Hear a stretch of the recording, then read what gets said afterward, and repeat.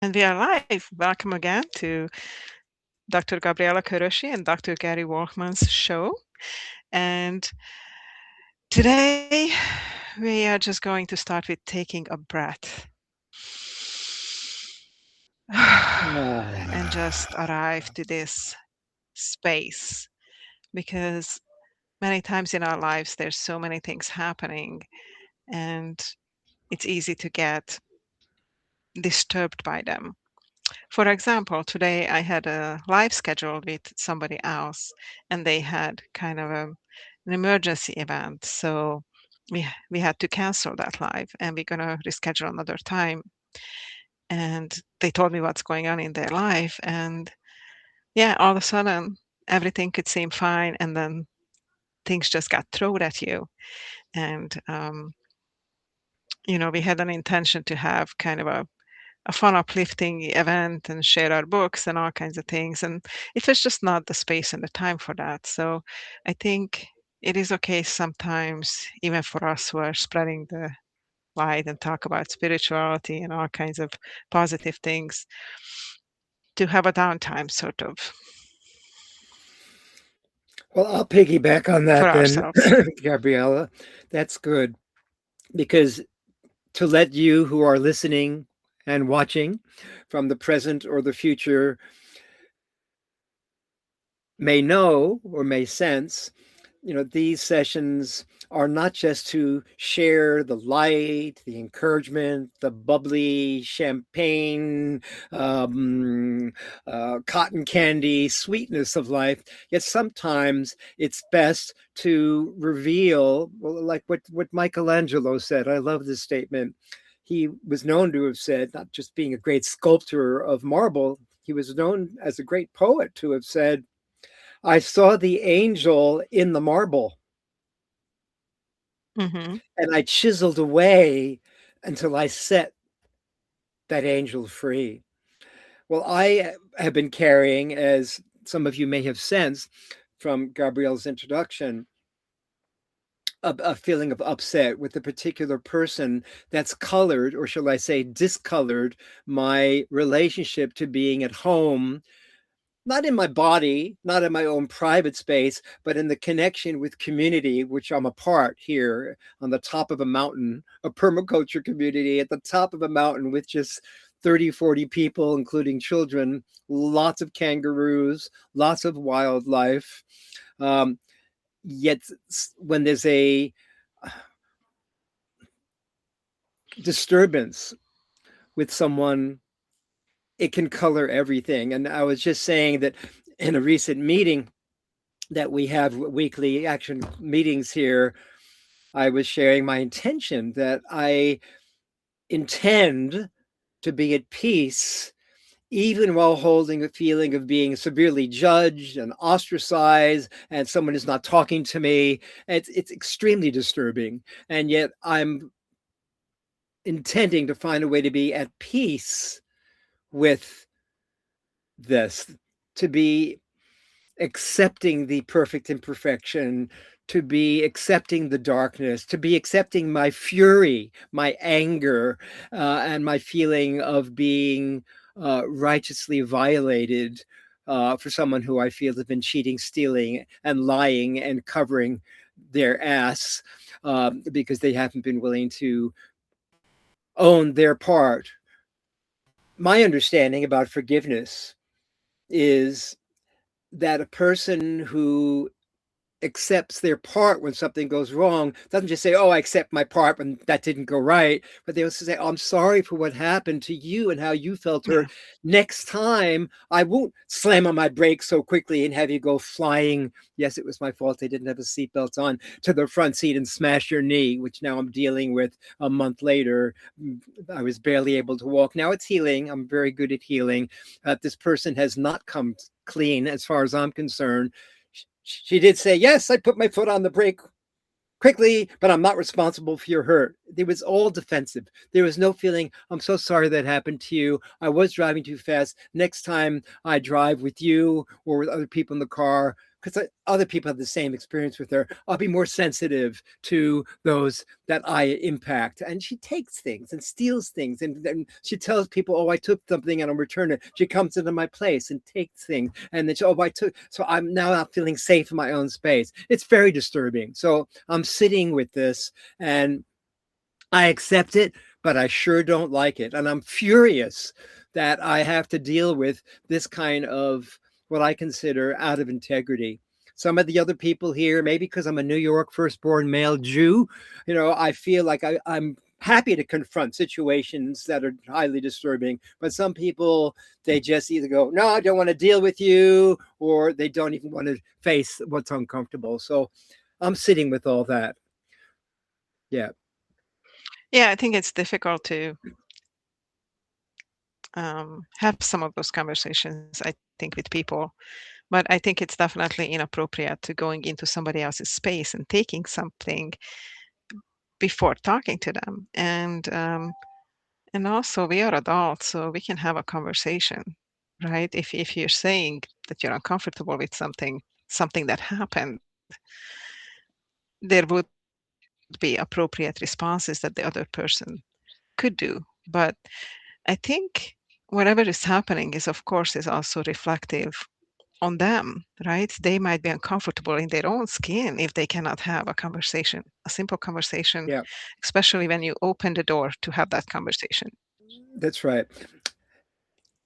By the way, welcome to JFG and also Socrates. If either of you wish to join our live in terms of coming and joining us live, you're welcome to come in for a few minutes or put something in the chat, and we'll include everything you share.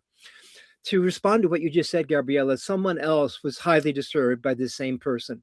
And she called a mediation in front of the whole community. There were about 10 people there.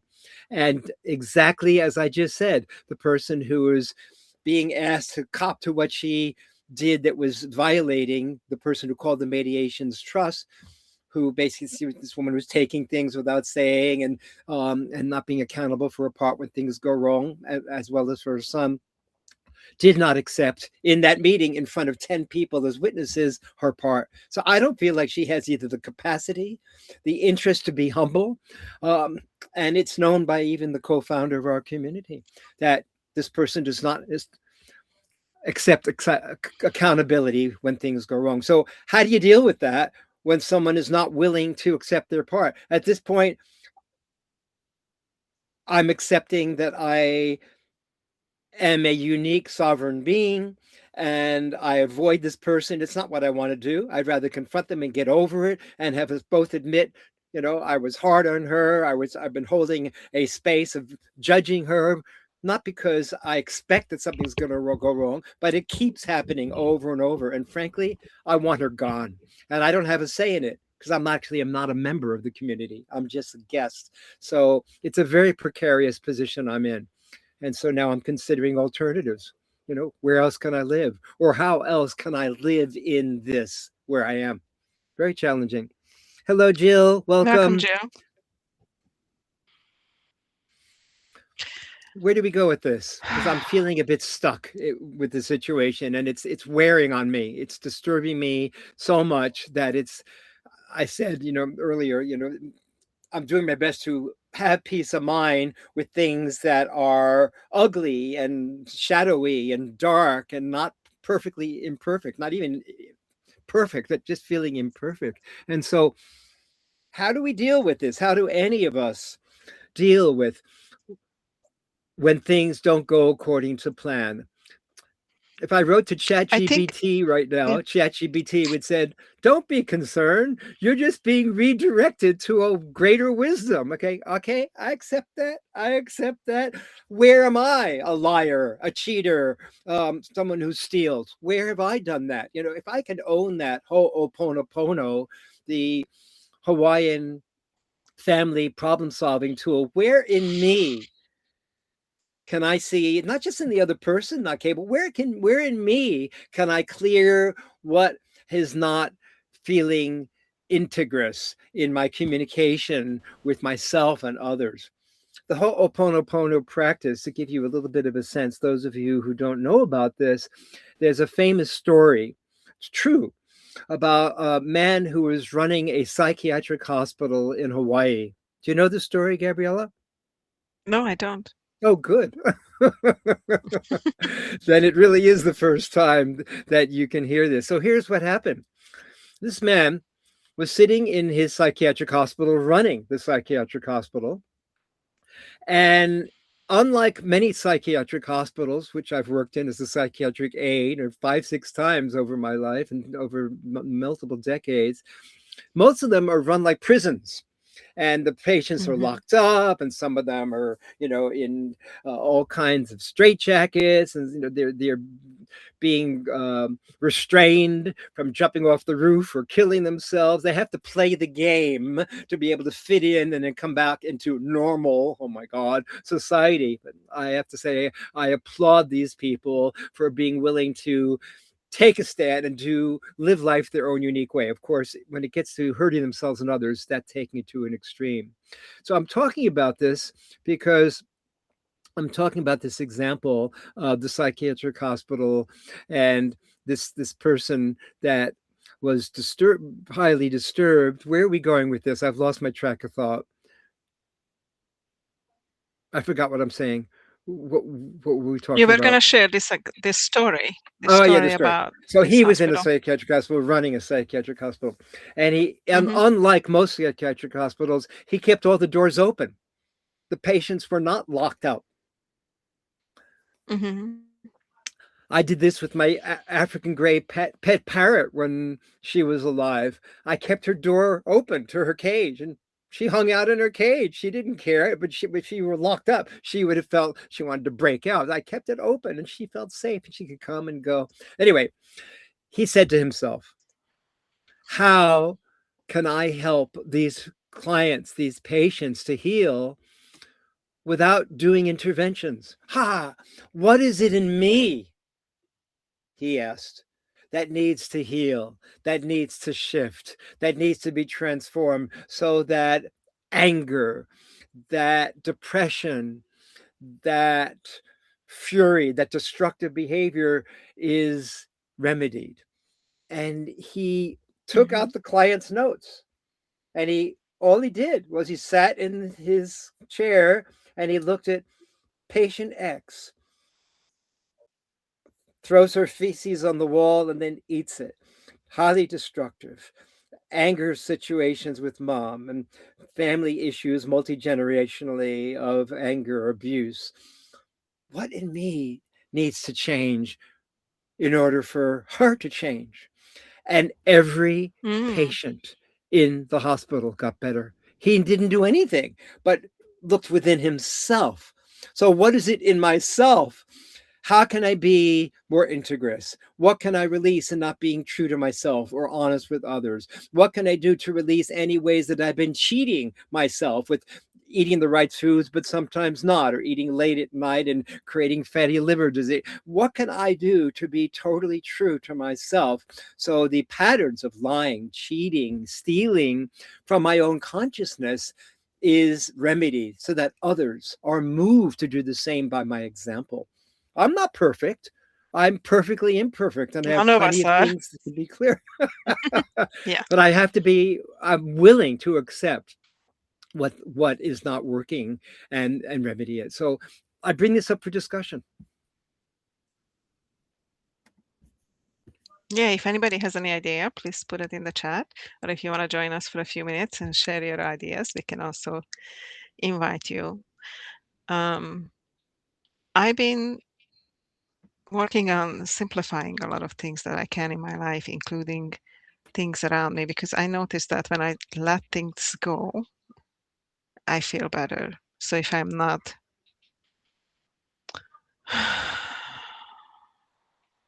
stuck to an idea how things should be, like for example, I attended a therapy session, and the therapist told me that when people walk in and they're wearing black clothing, all black clothing, that they usually are grieving something.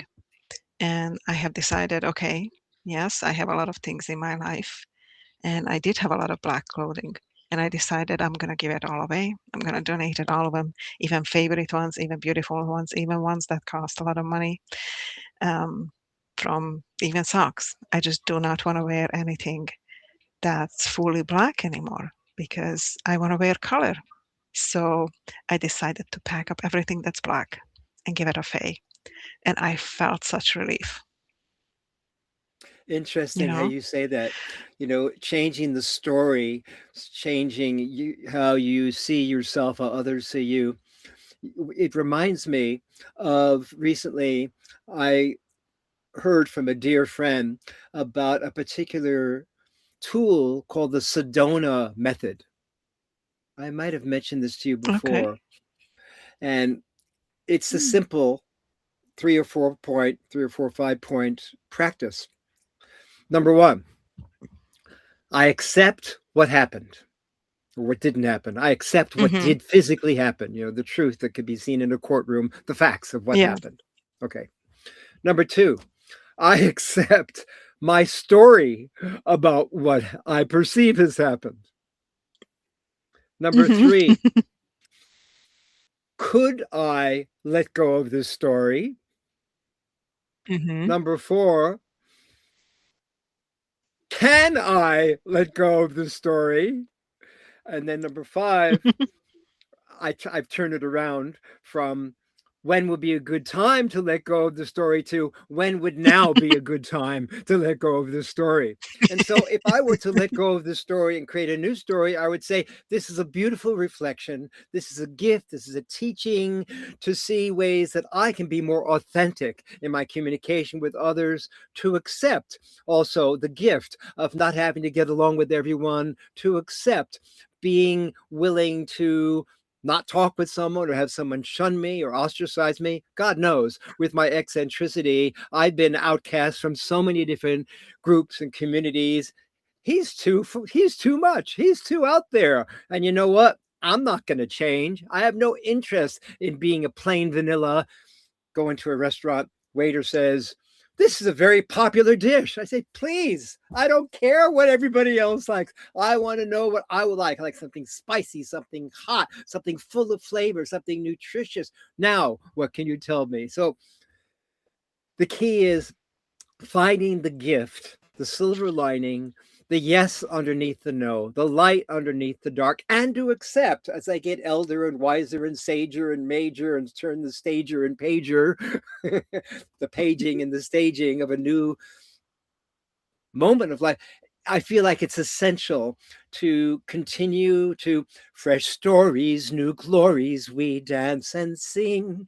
Yes, we are awakening. Yes, we are remembering to constantly, in any healthy relationship, revisit what story am I telling myself about the situation that is empowering, that is Mm-hmm. inspiring, that is nurturing. And I keep coming back to that. I don't have the answers, but I do have some really good questions.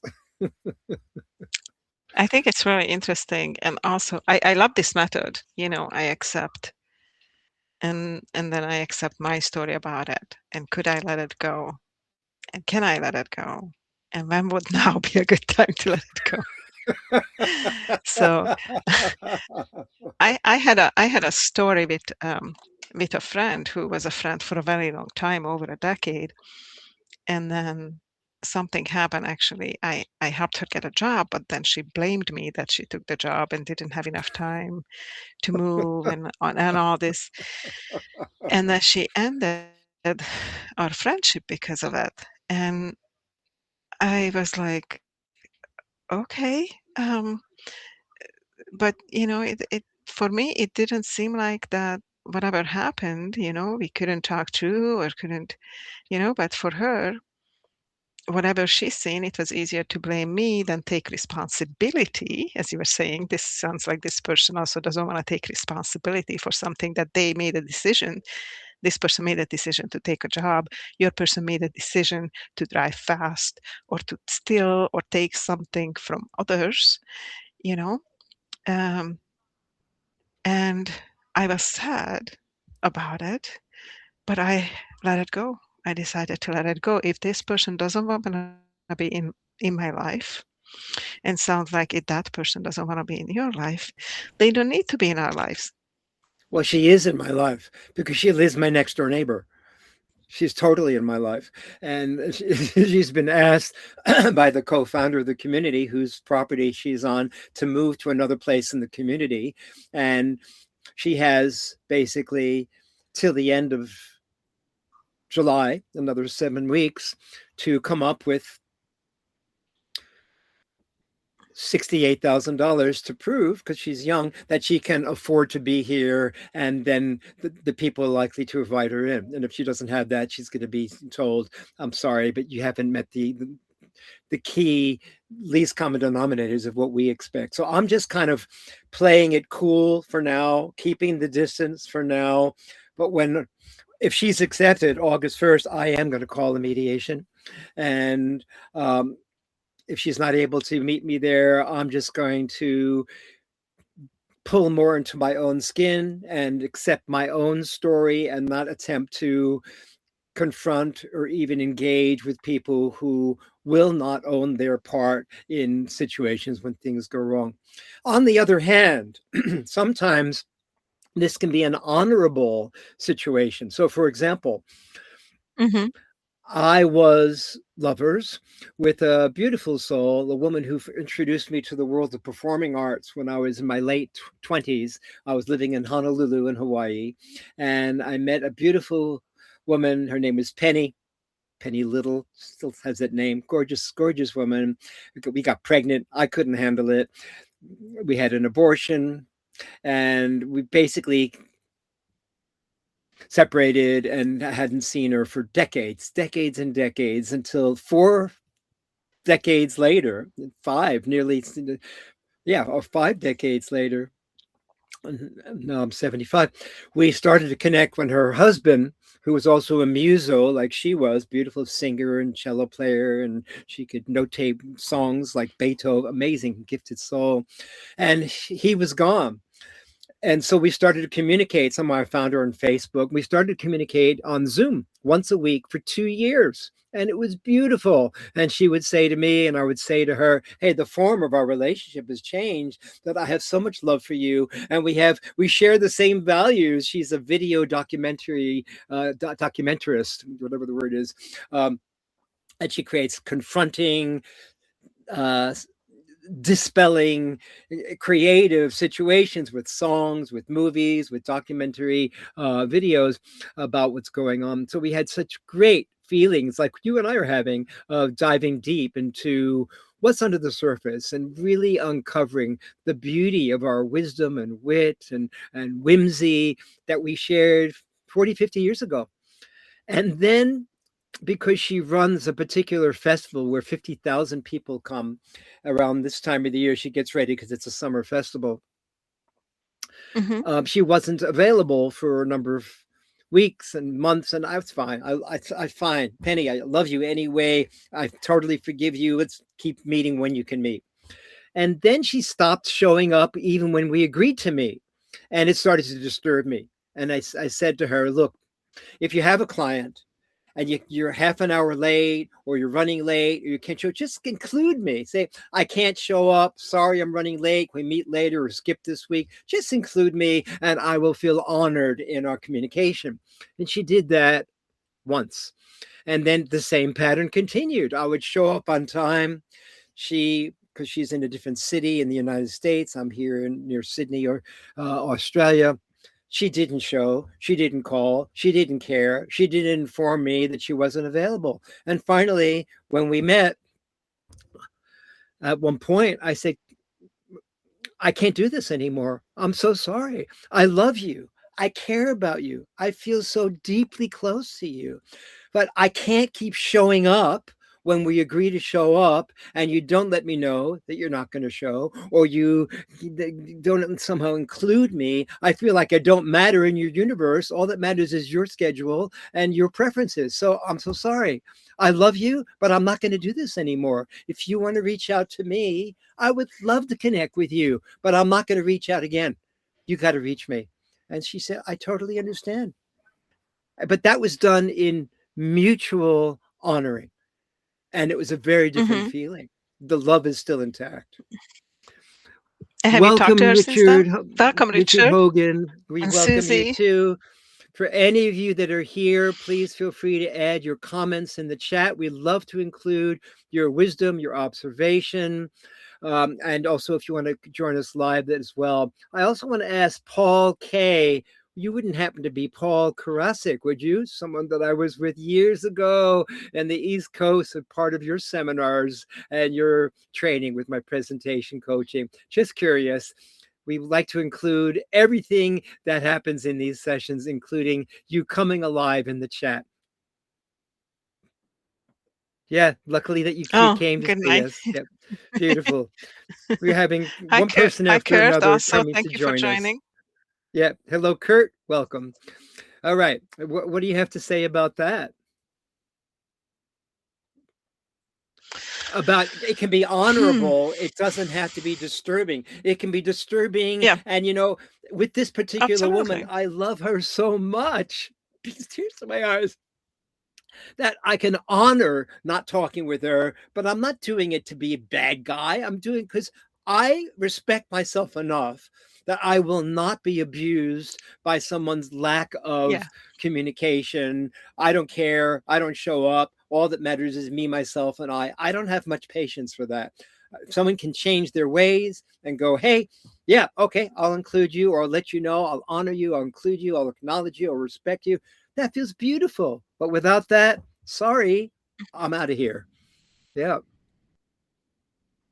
absolutely. I think there's only so many times you can put out a hand for somebody to, and then after that you can let them go. So like I have people who I check in with occasionally. I know they have busy times, but after a certain time, if they don't respond, don't text back, don't never check in with me or care how I am, then what is the point of keeping And that Richard has relationship something to say open? here. It's beautiful what you just Richard shared, Richard. Hogan. Yeah, Yes. that we can challenge each other's woundedness. And there's a gift because we all are wounded. Mm-hmm. Everybody, we have a different version of being wounded. So, what is Yes. this person bringing up in me? The one that's not accountable? Where am I not accountable? How can I show up when I haven't shown up for myself and others? So, there's a gift in clearing the woundedness for all of us.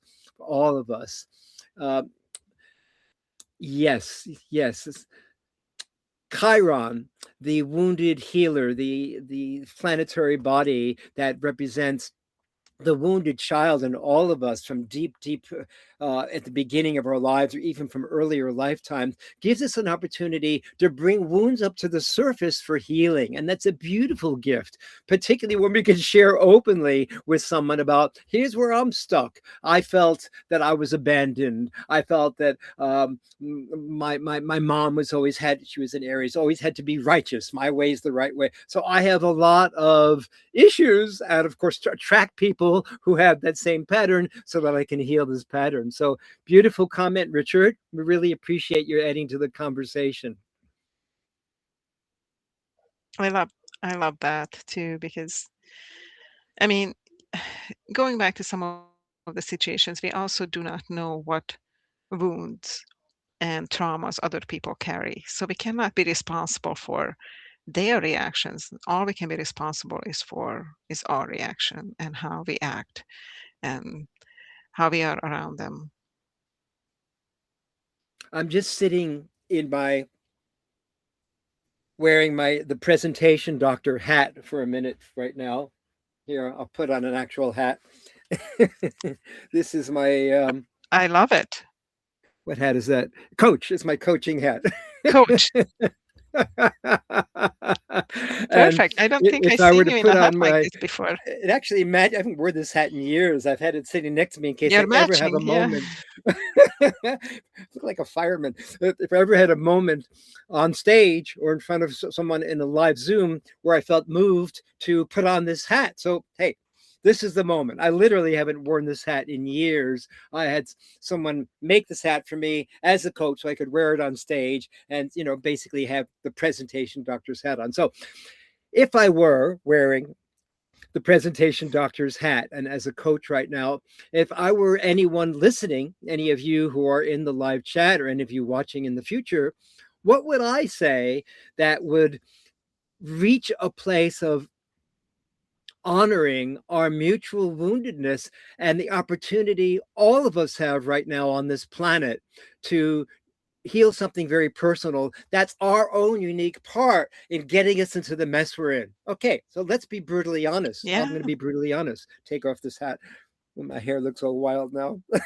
It's so You look great. in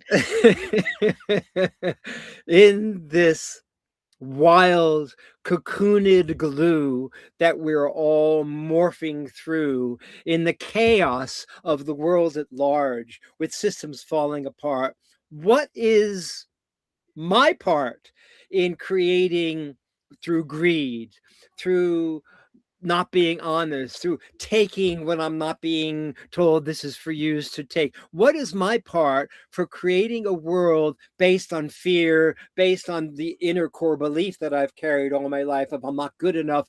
How am I able to heal that here? If I can heal that within myself first, then the world can be a better place. Let me give you a story. It's a beautiful story. It's a teaching story that I'm going to put my hat back on again because I liked it. So this is a story. It's a teaching story that I've heard many professional, national and international speakers share on stage. It's a beautiful story about a father and his son. It's a Sunday morning, and the father is sitting, taking time, because he's not working that day, to read his newspaper. The son comes running Mhm. downstairs. Daddy, Daddy, I want to play.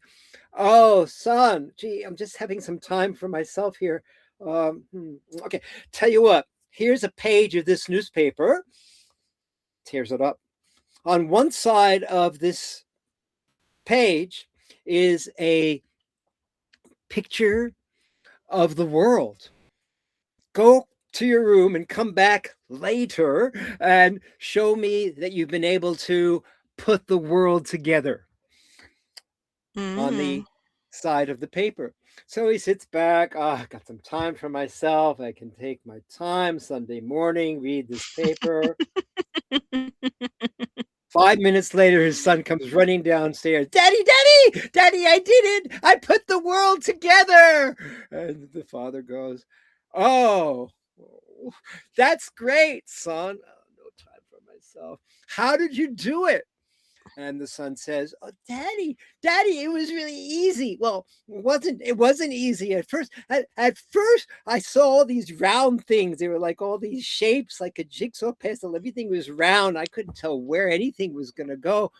But Daddy, when I turned the page over, I saw that there was a picture of a man, a woman, a human being. And when I put the human together, when I put the person together first, the world Mm. automatically came together. Oh, I love that. I just do want to say that Richard made some comment. He was saying we can see each other's eyes, however, the pathology.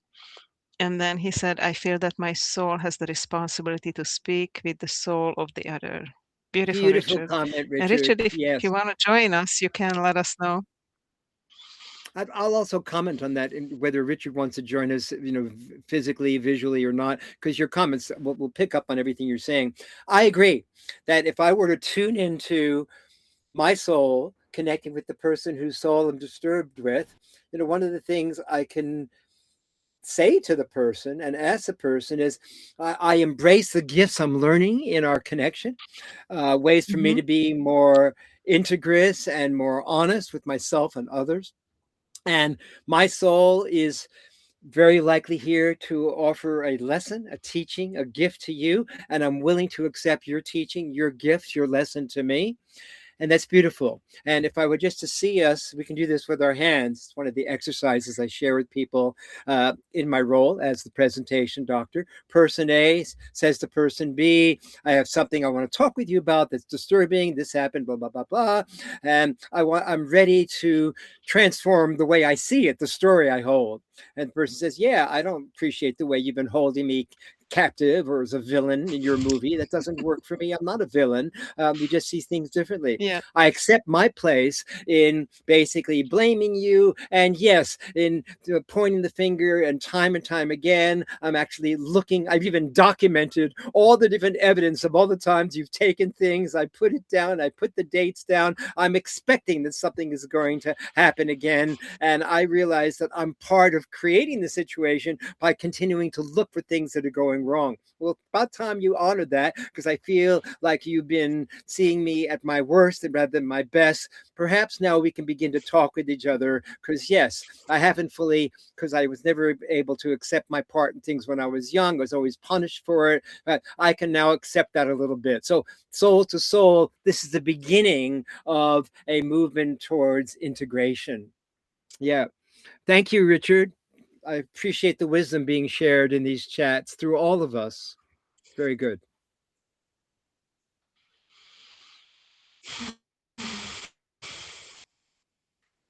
Hats off to you.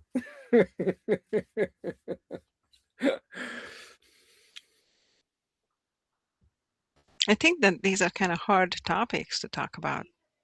It's good. I love talking about hard topics. If we can Yeah. face the difficulty, how do you get through a skid? You don't get through a skid by avoiding it, or I'm not going to talk to you, skid, or I'm going to, find a way to climb out with Yeah. a rope or a magic carpet. No, the only way to get through something that's difficult, to get through the skid, is to Hmm.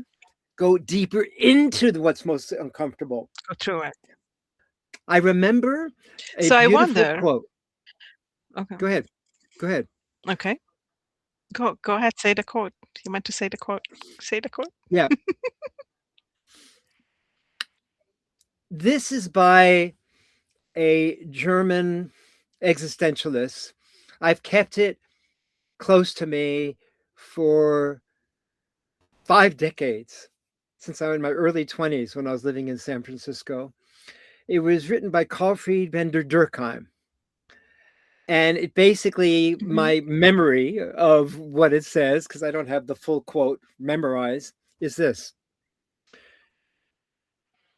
you who are on the path of self-realization, of self-discovery, of honoring your true path here in life, would do well to not seek out that person or opportunity or experience that allows and encourages your old self to survive. Rather, Mm. in honoring the dignity of daring, you would face all that threatens to destroy you, to tear you apart, to rip you to shreds. And in so doing, in facing that which threatens to destroy you, find that which is indestructible from within.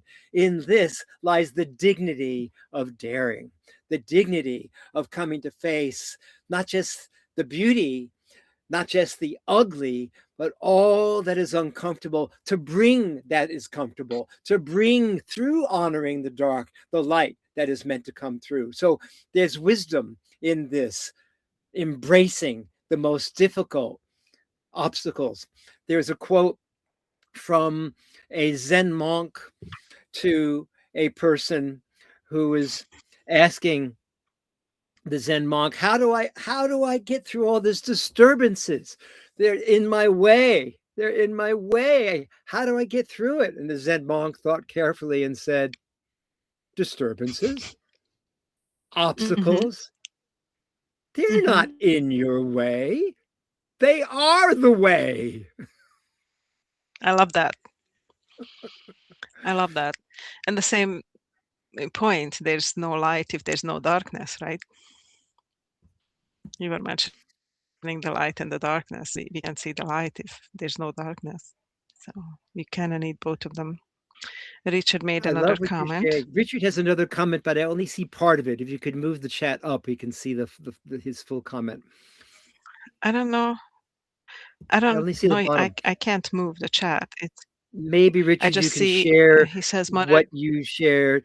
Mother Teresa, when her personal physician asked who? Asked Mother Teresa, do you speak into it? It doesn't make sense. Please share it more in depth, because it doesn't show past the word shallowness.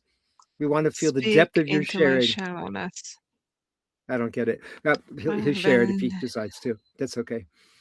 That's cool. And I think I can speak more deeply to that. You know, we have different layers and levels of ourselves. There's the shallow layer, the part that blames, that points the finger, that think other people is wrong or is superficial in communication. And what is the depth? Where's my pain? Where's my angst? How mhm, can I admit that and embrace something greater? Again, the diamond is formed from immense pressure around a piece of coal. Years it takes. mhm. The oyster, from highly being disturbed from a piece of sand in itself, creates a pearl. And the lotus flower blooms in the mud. This is going deeper than the shallowness. Often a breakdown is required for a breakthrough to happen in this physical world that we live in. Absolutely. And then I think many times if we don't listen to it or don't notice it, then we break down. Yeah. And when we break down, we have to learn and change. On that And if note, we don't, we're going to break down again. we repeat the pattern and it gets bigger and thicker and louder and screams instead of it being subtle. Before my Mhm. father passed away, a year or two before he passed away, he turned to me once because he was a beautiful soul. He could have written the book, How to Win Friends and Influence People. He was, tears in my eyes, deeply revered. I was a rebel. I had to break free, even though he gave me the best education and schooling and sent me the best camps. And um, I had to individuate by breaking free of this is how we brought you up to be. And towards the end of his life, he gave me this one statement. I've thought about it a lot recently. He said, Gary, instead of feeling like you always have to have something to say or to be dramatic or to be, you know, extraordinary or colorful to get noticed, possibly because I didn't get noticed when I did things creative, but only when it was fitting into the form that was how my mom and dad wanted. It would make Mhm. sense for you rather than to always be the one that is the dramatic one, the colorful one, the creative one, to listen, to we be willing to listen and not be so having to share your point of view. I didn't quite say this, but that's what I'm hearing. Now I realize the gift of listening is much more compelling in its telling than simply being exposing on stage, on any stage, the inner dramas and traumas, even for attention or impact or to be heard if a person wasn't feel heard. The gift of listening.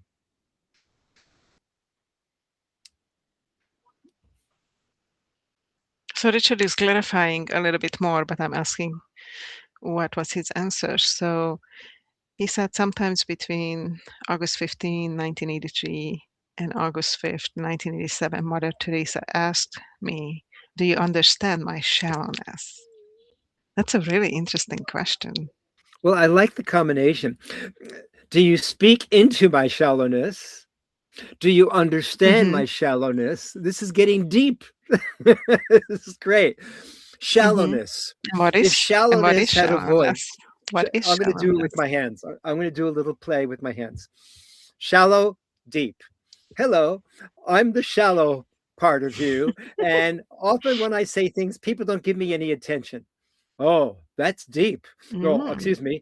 I'm deep. But you know, you're not really shallow.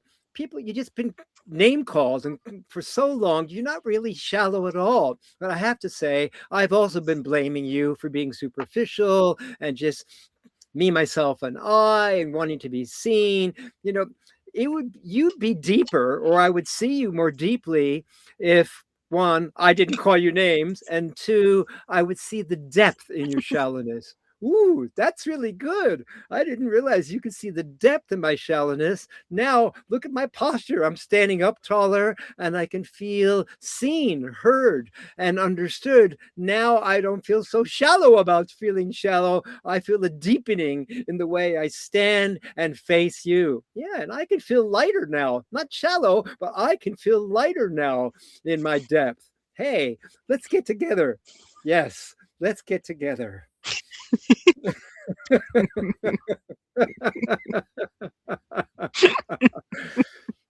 I love it. Playfulness is such a way through the Hmm. dramas and traumas of life, and to turn, whether it's through psychodrama, playback theater, enacting the different roles. I often do this with the hands because by separating the two Yeah. roles and moving from conflict to resolution, how can we harmonize? How can we cooperate? There is a soul to soul recognition beyond blame, beyond I'm right, you're wrong, beyond I'm hurt. Hey, let's honor what we're giving each other as souls in this moment, in this breakdown, so that we can honor the depth of the breakthrough and even the shallowness of our feeling the need to keep distant from each other. So there's so many different layers and levels to this. Hey, what do you have to say about this, Gabriella? I feel So like I've been monopolizing the conversation here today. that's fine. Richard says, replied to her, understand your ode to joy. Well, that is so interesting. Now, this is So getting she very asked deep, him, do Richard. you understand my shallowness? I replied to her, I understand your ode to joy. Wow. I would I'm just going to love turn to this into like a song. I'm going to turn it open into that a song. bow and unpack to the a box. I understand your ode to joy, singing just as Beethoven would have had.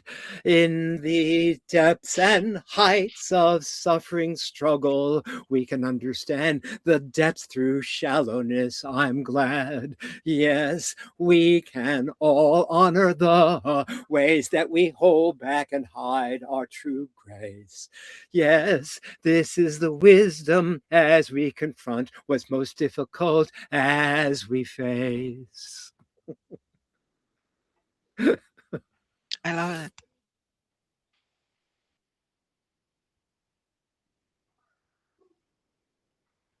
I feel like there's so much more behind that, Richard. Like that sounds like a fascinating conversation. Um,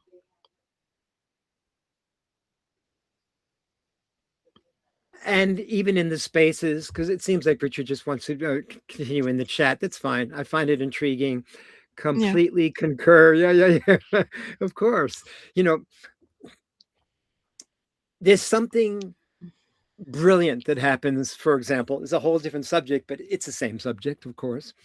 When I'm looking for something, I've trained, I use my hands a lot, my Hmm. hands through decades, half a century of doing body therapy and finding the place in people where there's a stuck, stored, physical, emotional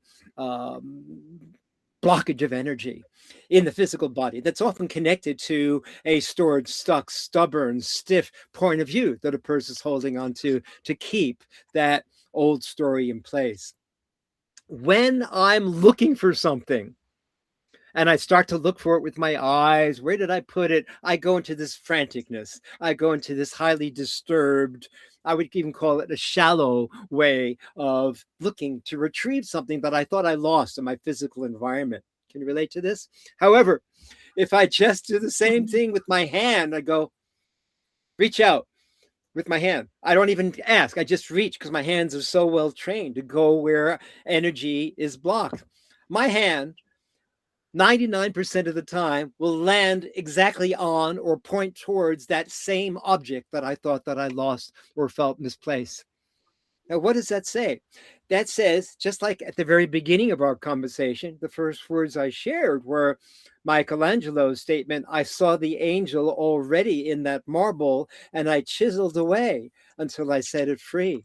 By clearing the debris, by honoring what's not working, by accepting it in the environment, by clearing my space. That's another way, not just my hand reaching out and finding what I'm looking for. When I'm looking for something else that really works is by picking up the chaos, the pieces that are out of order. Guess what happens? What I've been looking for suddenly is right there in front of me, because I've been willing to face that was uncomfortable and clear the chaos. Then what I've been looking for, of course, is uncovered. There's depth in that. I am too simple, too unlearned to participate with you. With respect, reverence, and gratitude, simply Richard. Oh, that's what you think. Oh, You Richard, I can't would be love too to have you in simple. the conversation. No, I don't think so. If Because you you ever are change your mind, let participating. us know. You You're are participating. participating You with are us. part You're of a us. medical doctor. You're not unlearned. You're being very humble, my friend.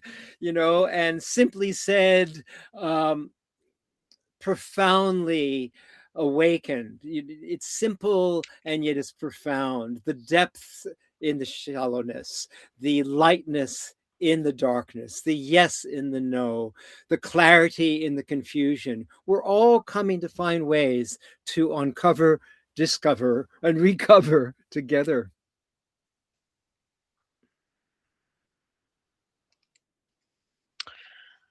So, sometimes when we are talking, I just like to reach for one of my little journals and Love open it. it in a random page and see what's there, if it's relevant.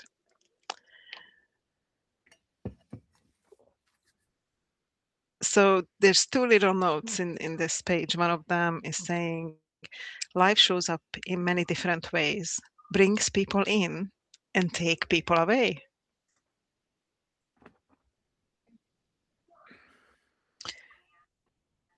Also, I have been having very intense dreams in this past week. Whole stories unfold in my dreams. It feels like parts of another life, a window to look in. Can you say more about that? I'd like you to go into greater depth if you can. Which one? Both. The window? So these are little notes that I just felt inspired to write down. But I have had many dreams when it feels like a whole life plays in my dream. Like I lived a whole another life. And then you wake up in your same bed and you're like, what just happened? I just lived this other life. And then it seems like to me that it was a window that allowed you to glimpse into another dimension, another possibility, another whatever it is. And it's always fascinates me because it Mm. feels like in the dream, this is truly me. This is happening. Sometimes people are there from this life, sometimes not. Sometimes there's just a whole new set of people. And I am moving in the dream, I'm doing everyday life. And then you wake up and it's like, oh, I'm all of a sudden back here when I was just there. It's very interesting. So I think it's a window of possibility. Could be other dimensions, could be parallel lives, um, it could be so many things, or just maybe a ways to work through different things in our dreams. But I always feel like it's kind of a window or a glimpse of other possibilities in your life, Mm. yet they are part of you to make you who you are. Yes, and you say it so well, and you bring that poetry to words in motion. I often like to take words and play with them. And through playfulness and my persona as the court jester, which I've been in many lifetimes, I realize that often the greatest wisdoms come when I let go of holding on to control or the old story about who I thought I was or could be. So when I take a sentence like, Mhm. Richard, your last sentence, always with grace, nature, experience in his good hands, I'm moved to turn it into song and to see what comes from that, to see what wisdom wafts from the play of allowing whatever to come through to come through. So I'm gonna do that. And I'm gonna start. Always with grace, nature experience in his good hands. We are in grace, nature experience in our good hands. Old ways erase in our good hands. I sing to you, and now I turn the view to your words too, Gabriella. I love it. I love it. To pick up where Um, we left off, to continue the song, will you please? I'm thinking. Don't think. I'm thinking. Just I'm thinking open your of how mouth. to continue. This is not easy for me, Gary, because I was Right, always told from a small child that I right. should not sing, that I don't have a good voice. So for me, There we when go. you just say sing, it's not that easy. Okay, okay, we're gonna do Yeah. something. We'll do one of my exercises. Here we go. Say these words after me. Even though I've been carrying the story Even though I've been carrying the story that I can't sing, that I can't share my voice, that I can't sing, I can't share my voice. I now choose to let my voice be heard. I now choose to let my voice be heard, Even when I have judgments, even when I have judgments, even when it sounds absurd. even when it sounds absurd. The truth is, I actually have a lot to say. The truth is, I actually have a lot to say. And when I don't have to think about the next word, And when I don't have to think about the next word, gratitude becomes the way. gratitude becomes the way. Thank you so much, And now, Richard. if I were to tap into the sacred silent stillness, And now, if I and would tap into the sacred silent stillness, I would say, I would say, nature is my way to live my life today. so good to hear you strike a chord because it's true in your Substack posts and beyond. I see you have your walks in nature, you have beautiful pictures, you have beautiful poems. This is like a moment in The Wizard of Oz where which is the character that had the most heart? The Tin Man. He thought he had no heart at all, right? And which is the one that actually had the most brains? The straw man, who the one made of straw, who thought he had no brains at all. Which is the one that had the most courage? Mhm. It was the roar lion, who thought actually that he had no courage at all. So you, Gabriella. Oh, by the way, we want to talk about Dorothy. Dorothy, who thought she was visiting somewhere else. She was at home the whole time, dreaming the whole thing up. She was looking for home, but she was at home the whole time, denying that that's where she was at all. So you, Gabriella, have, excuse my pun, but I mean it intentionally, you've got the gift of gab. You've got the gift of gab. You speak with wisdom, truth, and soul. And as you are willing to share, all of us are connected to the place we feel whole. Beautiful soul, beautiful dear, sharing your wisdom as the words waft clear. There's pain coming up now. What's the pain? If the pain could speak that you're feeling with that sigh, what would it say?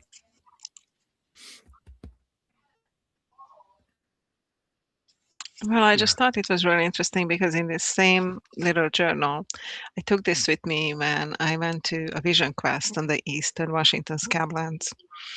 And one of my vision was going down into the depth of earth and seeing all the pain and the suffering that the earth has.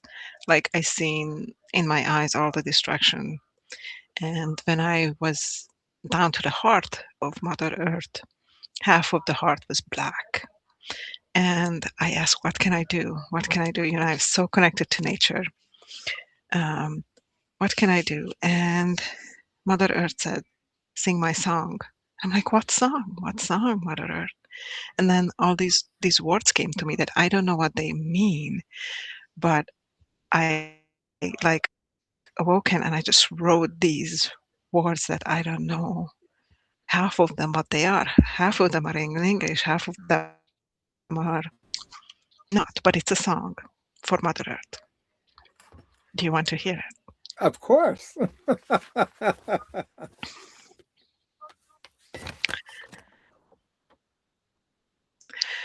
Akino pale napinan, Akino pale napinan.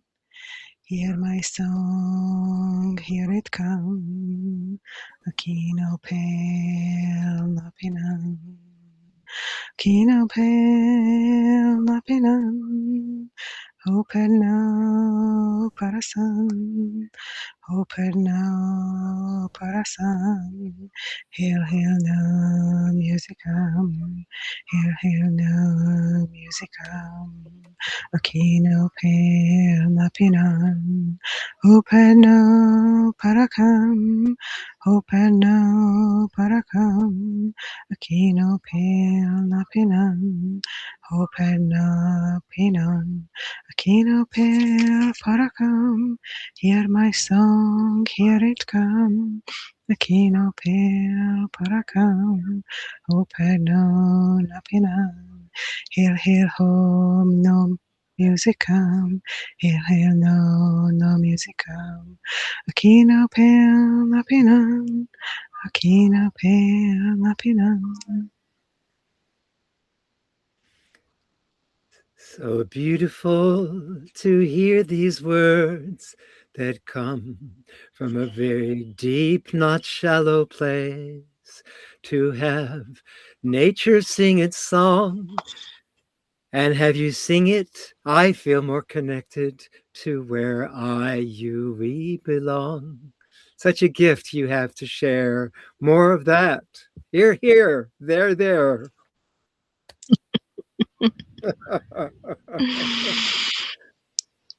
It was truly an amazing experience, and I was very sick. Actually, I was throwing up and not able to keep food down, and we were in the fasting thing when this vision came, and it was amazing. It was one of those windows, you know, that I was talking about earlier. It's like all of a sudden you open it up and you see everything, and um, I was not on any drugs or anything. It was just, you know, during this vision quest in the Eastern Washington Scablands, and it was so painful, but also so beautiful. And then it felt like all of a sudden you understand everything, and the only thing you can do is ask, "What can I do? What can What I can do I from the do? bottom of my heart, from my whole Mm, being? What is it that I mm, can do to be helpful?" mm, mm, mm, mm. Great Yes, yes, reflection. yes. Oh, about the story. Richard, are you asking about the story that I just shared and the poem Or the whole or the thing. song?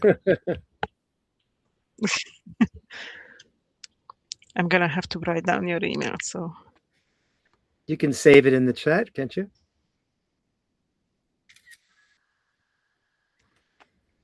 And welcome, Angel. As you sing, I want to share a song that just come through when the word angel came through. It's a bit of a meditation, bit of a prayer, bit of a transmission, and takes what you shared to another level. I want to ask you something more about your song, by the way, in just a moment. Okay. You're an angel. You're an angel of light. You're an angel, and I know that I'm right. You're an angel, sharing your light with everyone, for it's yours to give, and in the giving is the fun. You're an angel. Just before I shared that, Gabriella, I was about to ask you a question. Will you kindly share with us in your song, because I couldn't hear the words as well as the sound. I'd like to now hear the verbal words and focus on that rather than the singing of it, just the words that were the key messages to you in that song. It was like 3 or 4 key phrases. What were those, please? The English words. Yeah. The English words. Yeah. Hear my song. Here it comes. No music, come.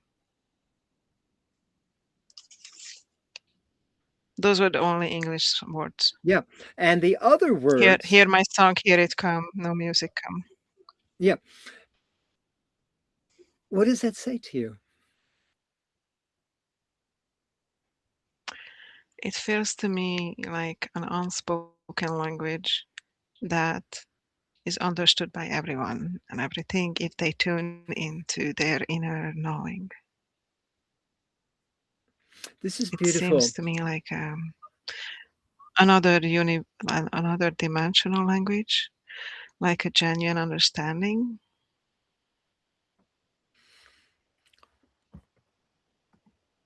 Sure.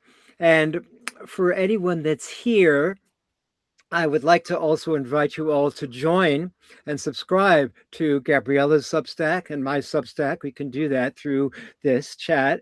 And I wanted to bring this conversation back to what you just shared with Song about a deeper understanding and belonging that comes through. That for me, also connects us to the part of the conversation that Richard, you were sharing. I thought this was a very wise statement that when I'm in conflict with someone, the best way to heal that conflict beyond what happened is to honor the soul gifts, lessons, teachings that each one has been brought to share with each other. So similarly, with the words that have their own language, that makes sense without having it to make sense, there's a wisdom to speaking to the soul of each mattering. Each moment has a message. So now I'm consciously seeing myself speaking to someone I mentioned earlier in this conversation in the past that I've had conflict, and I do have conflict with, and to see my soul speaking to this person saying, thank you for the wisdom of showing me ways that I could be more integrous, that I could be more honorable, that I could show up more, that I could be accountable when I have something to do with something that goes wrong. So I appreciate the gifts, and there's many more gifts. We're here to learn with each other. I respect them, I honor them, I applaud them, I embrace them, I welcome them. So this brings us back to, in a language that doesn't have words, the wisdom that matches the sensations and locations in the parts of the body that has its own language in English, and perhaps in a language that we understand through sound that's not specifically in English, that we all profoundly connect with. Absolutely. And Angel said, listen to the person's vibrations. Do you want to say Yes, I'm more just about that? reading I'm that. not sure what was that question. I can understand that. Yes, say more, Angel, or join us live. My understanding of what you're saying, of to listen to the person's vibrations, right now with this particular person I've mentioned several times because it's highly disturbing and it's affecting my consciousness in this community that I'm living in. She has basically said, I don't want to have anything to do with you. I feel, sick to my stomach whenever I think of you, and you've done something in your behavior that so offends me. I want to have little to do with you as possible. So, okay, vibrationally, I accept the boundary. I accept the willingness to stand in my own truth without having to engage with this other soul as part of the wisdom of the listening. And whether you join us on stage now, Angel, or not, you're of course on the live chat part of the stage. And there's something about saying no that's saying yes. Every no, every closing of a door is opening either a cathedral window, another door, another perception. Leonard Cohen, the beautiful singer and lyricist, in one of his poem songs, shared this piece, that a crack lets more light in. A crack lets more light to shine in. So in that vibration, in their spirit, I don't see vibrations as good or bad. I don't think that's true. I don't think that anything in its essence is good or bad. But as Shakespeare says, nothing is either good or bad in one of his plays, but thinking makes it so. So it's our story. And how am I willing to accept what happened? Accept the story that I made? Accept that could I change the story? Accept that. Can I change the story? And then I love this last part. When is now a good time to change the story? So in changing the story about the wisdom of someone saying no, this is giving me a gift to be more with myself, rather than always engaging or entangling myself with others who may not want to be part of my universe or engage with me in any way. There's a gift to that. So in that vibration, I can see the yes and the no. How do you relate to this, Angel? And anyone else here?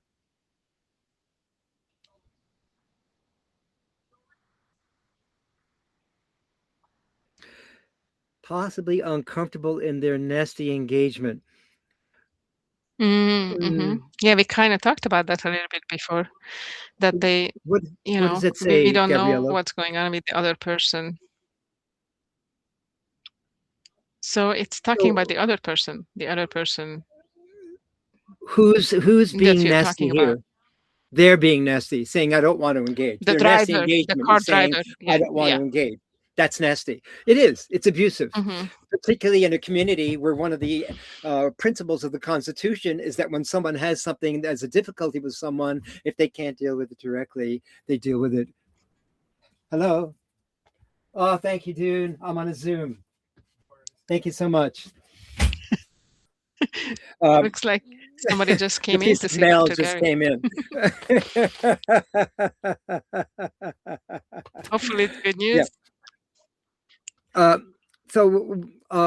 What was I saying? Someone came in my door when I wasn't watching. What were we talking? Oh, uncomfortable. So the person saying, it was just about, I'm unwilling to engage with you, is a form of nasty engagement. It is. And in the principles, the person who actually opened the door is the person who wrote the Constitution. By the way, that just gave me this piece of mail. He's the one that wrote the Constitution. And in the Constitution, it says for our community that when someone has a difficulty or a conflict with someone, you deal with it directly with that person. And if you can't, you hold mediation. Now, what do you do when you observe, as I have, my story and my observation is that that person can't handle mediation because they don't want to feel accountable, and they will not be accountable to what they did that's when something goes wrong. And so how do you have mediation when someone's not going to be accountable? I don't know. So I have to be accepting at this point my uncomfortableness about not engaging and deal with them soul to soul without even having an interaction. So I think that's a really good way to do it. Yeah, I agree. They haven't grown up. Yeah, yeah. They feel like storming and acting like a wild child saying, I'm not going to deal with you because you're upsetting me and I'm not going to own my part in it. You're the beast. You're something wrong. You're the villain. And you make me sick to my stomach because I can't handle being confronted by you. Get away from me. Yeah, it's about 3 years old, right? Hi, Charles. You don't know what you just walked into, did you? Charles, we're bringing out the winter, not just the summer here. We're bringing out the fall, the autumn, where things fall down, and we're springing to new ways of viewing all the seasons as one. Indeed.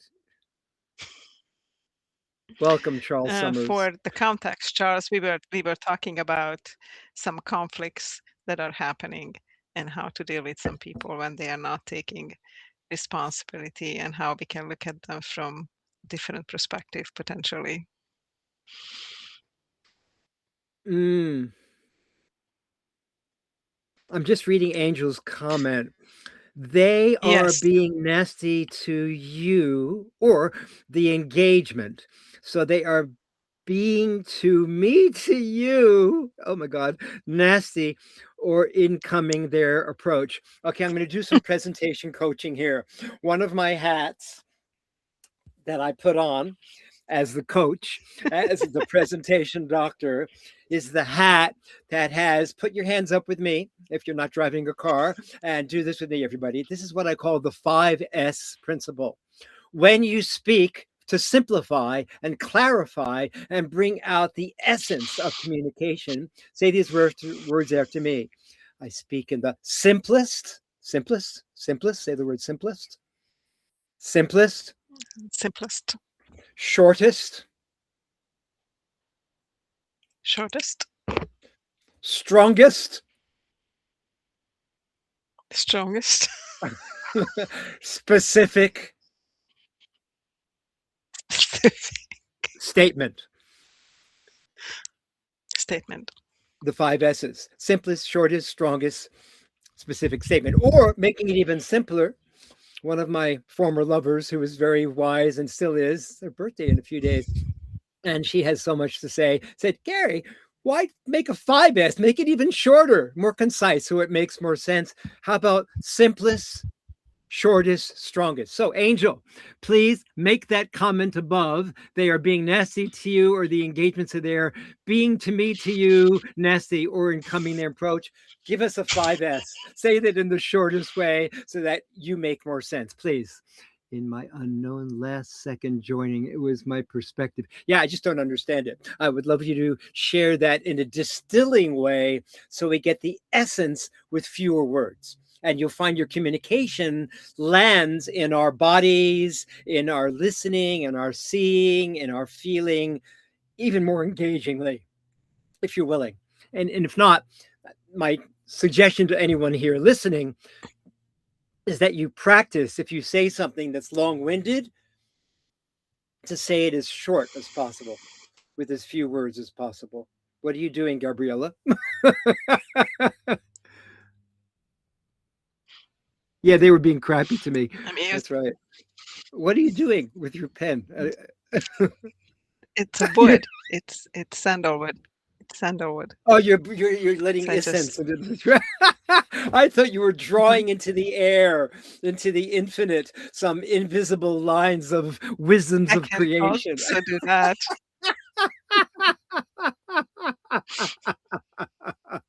Just felt like needed to clear the air. That's good. I love it. Yes, they were very crappy. To a point, Angel, because you missed the first half of our session, that he's not feeling comfortable where he is. This person made it very uncomfortable for him to be around. So that's what we were talking about. That's right. Now, as we're speaking, I'm getting a memory of something that happened as I was growing up. My father had a very dear friend who was a fantastic lawyer, a beautiful soul as well. And he had a particular way about him that he didn't trust that anybody was going to do what they said they were going to do. So whenever they Mm. did, he would be delightfully surprised. And so I thought, well, that this would be a really good approach with people who cannot be accountable, people who cannot show up and show that their part in something when things go wrong, to accept that's okay. Let them be stuck as they're stuck without trying to change, convert them, or even my insistence to confront a situation that's uncomfortable. That's my way. That's not that they aren't being respectful of this knowledge. Yeah, thank you, Angela. It's good to feel held by you. I have to say, it brings tears to me to feel seen, heard, and experienced. I wouldn't say that the person is ignorant. I would say that they carry ignorance out of an unwillingness to face certain pain that would, once they do, allow them to come out of the skid and, yes, grow up and have a greater sense of, I own this. I'm sorry for what happened with you. From now on, I won't do this. You can count on me. That's the part of full circle and forgiveness that when a person feels like you are doing with me right now, Angel, seen, heard, felt, understood. That's beautiful. That's what we all need from each other. Namaste and namaste night.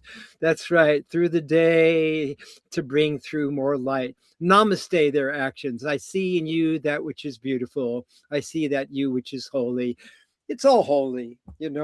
Thank you, thank you, thank you. There's the beautiful teacher, wise soul named Mooji. Do you know Mooji? Mooji. He's a man from Jamaica, dark skin, beautiful, heartfelt presence, large body, and he speaks with a wisdom that's compelling and endearing in his telling. And one of his beautiful comments that you can look up on YouTube, Mooji, Mooji, a simple prayer is this simple prayer. He just says, thank you. Thank you for the opportunity to say thank you. Thank you for all the misery, for all the heartache, for all the difficulty, for all the joy. Thank you for the willingness to be able to face situations that are uncomfortable. Thank you for this moment of being able to share what I'm sharing with you. So just it all comes out to being grateful. And my song, Grateful. I'm grateful for the things that last. Not everything lasts. I'm grateful for those that pass. We're all passing through this place. Grateful is the song I sing, close to my heart, with full presence of wings. Grateful is this dance we dance, passing through here, our souls enhance. Passing through here, we add good to this play. Our lasting visions, awakening the race, we're grateful to cooperate. For in blessing together, create beauty in our face. That's my favorite line. An awakening, radiating joy, joy, joy, joy through each other. We are born to heal ourselves and one another. We are born to heal and celebrate ourselves and one another. Beautiful. Thank you. Yeah.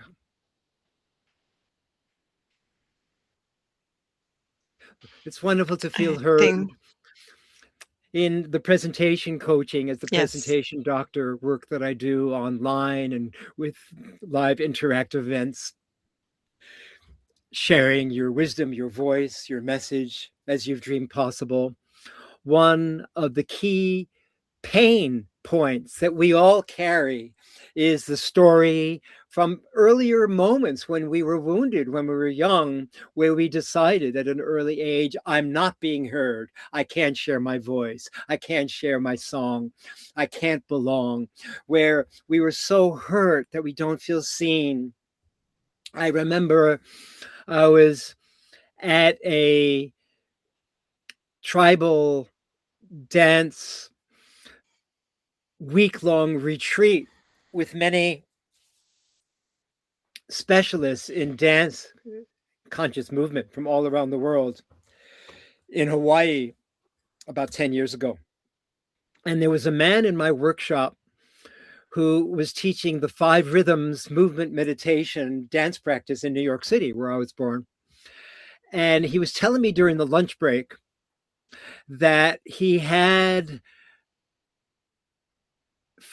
forgotten some of the things he has to say sometimes when he's giving instructions. Does that happen with you sometimes, you who are listening, watching, and experiencing what we're sharing?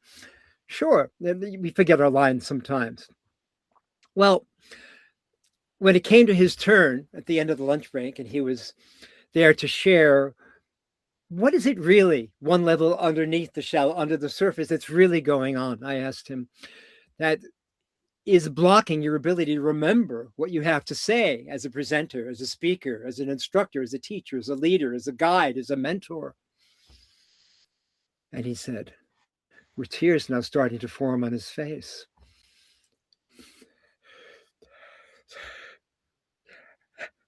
I was attacked and bullied in New York City by gangs and by people, children, my fellow students, all through my teenage years. And so when I stand in front of people, I feel like I'm going to be attacked. I'm going to be ripped apart. And he was now crying and crying and crying, as now I can feel into that experience and authenticizing that moment.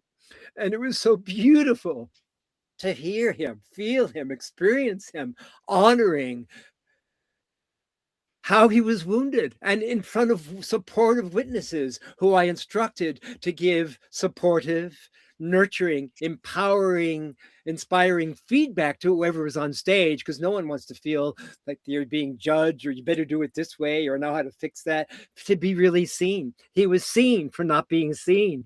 And it was a beautiful moment. One person after another from all over the world. There were people, dance aficionados from all over the world in this workshop, came up to him and said, "Hey, you are the kind of teacher I would love to feel in the room with you giving me instructions, because you're someone that honors your pain, honors not feeling seen, and I see you and I want to work with you." Over and over, he got this feedback. At the end of this exercise, he came up with a new self-talk. I love being seen. I love sharing my wisdom. I love being heard. And I had him sing it. I love being seen. I had him whisper it. I love being heard. I had him multi-sensorizing it by doing it in gibberish. And so many different ways that it began to land in the landscape of his body. And he began to own, I am seen, I am heard. It's safe to be seen and heard on every stage of my life. It's such a beautiful gift. We're all here to overcome. One more story. I was working with the leading performer of a Cirque du Soleil performance that was happening in Boston, where I was living at the time. He was actually staying at my home. I was very connected with the Cirque du Soleil.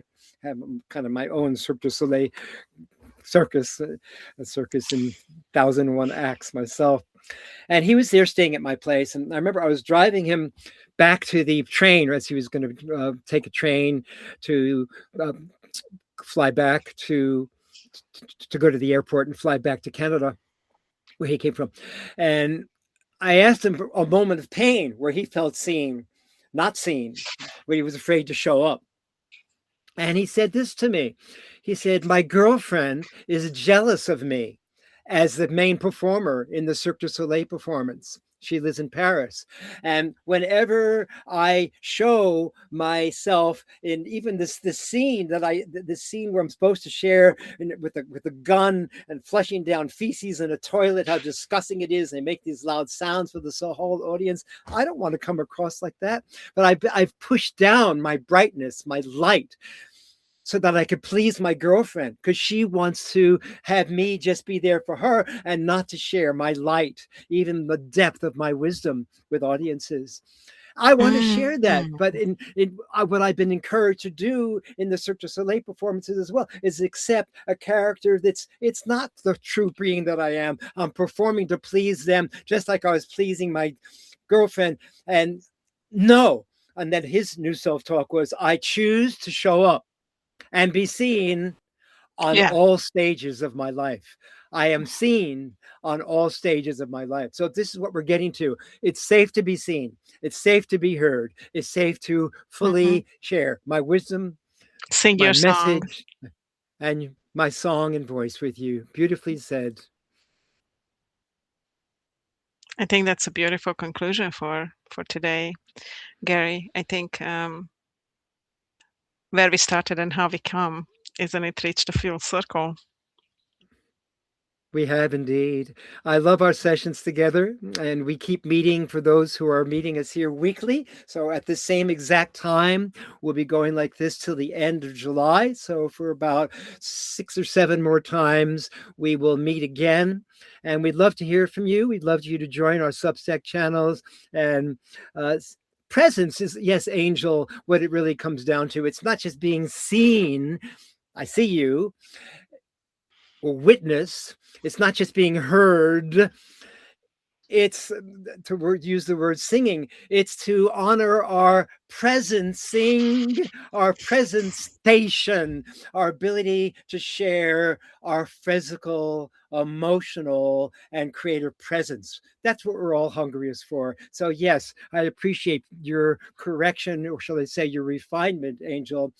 Safe to be seen, safe to be heard, safe to share our song, the place where we fully belong, our wisdom, our voice, our message with the world. Presence is what it all comes down to. In this present, this moment, this gift, this present, this moment, Yeah. all the time of the world. Well, thank you so much, everybody, for coming today. Thank you for all of those, Richard and Angel, who ask a lot of questions. We appreciate you very much. And this recording will be available with links to my work and Dr. Gary's work as well on our Substack channels and on our YouTube channels as well. Have a lovely evening, and thank you for being here. Have a great day. Bye, everyone. Blessings and dances on your day. Hip, hip. Hooray.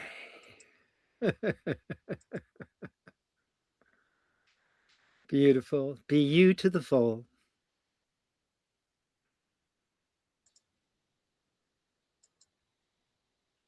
I'm trying to end the video and it's not letting me. The video is taking exception on the word exceptional. The video is acting as a live connection. It's exceptionally